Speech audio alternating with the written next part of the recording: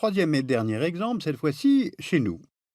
Dans l'Union européenne, les murs se sont mis à repousser et là aussi ne font que déplacer les routes migratoires. Aujourd'hui, c'est à ces marges que l'on construit le plus de barrières. Voici l'espace Schengen, qui réunit 26 États. Entre ces États, c'est le principe de libre circulation des personnes, les contrôles ne se faisant plus qu'aux frontières extérieures. Eh bien, c'est précisément sur ces frontières extérieures que plusieurs barrières ont été construites depuis 2011, notamment au sud-est de l'Europe pour contrôler les flux de migrants, notamment venant de Syrie, d'Afghanistan, d'Irak, d'Érythrée. Il y a tout d'abord la barrière construite par la Grèce, au nord de sa frontière avec la Turquie, face à la ville turque d'Edirne. Elle fait 12,5 km de long.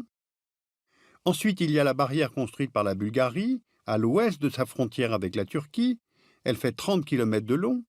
Et les autorités bulgares ont annoncé son prolongement sur 130 km à travers les territoires des 3 régions frontalières de la Turquie.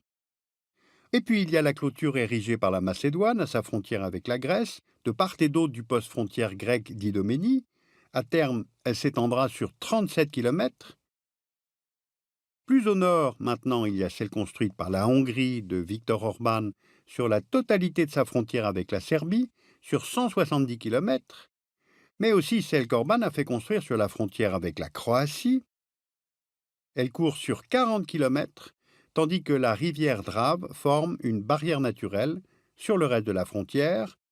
Et on voit bien sur la carte que cette barrière sépare 2 pays membres de l'Union européenne, la Hongrie étant dans Schengen, en bleu clair, tandis que la Croatie n'y est pas, en bleu foncé.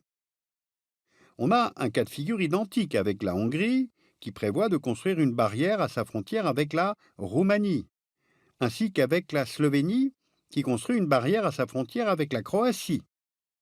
Voilà donc toutes ces barrières érigées récemment sur les frontières extérieures de l'espace Schengen, et parfois même entre 2 pays qui appartiennent à l'Union européenne. Et de plus, il y a un État qui érige des barrières au sein même de l'espace Schengen, c'est l'Autriche.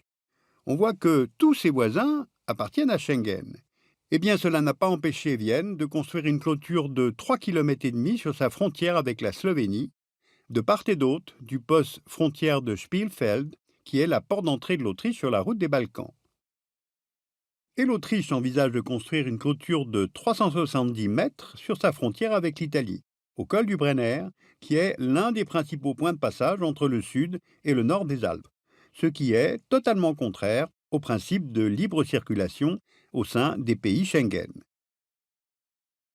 Et puis enfin, que dire des clôtures autour de Calais, avec une quarantaine de kilomètres érigés par les autorités françaises, britanniques, Eurotunnel, la SNCF, pour empêcher les migrants d'accéder au port et au tunnel.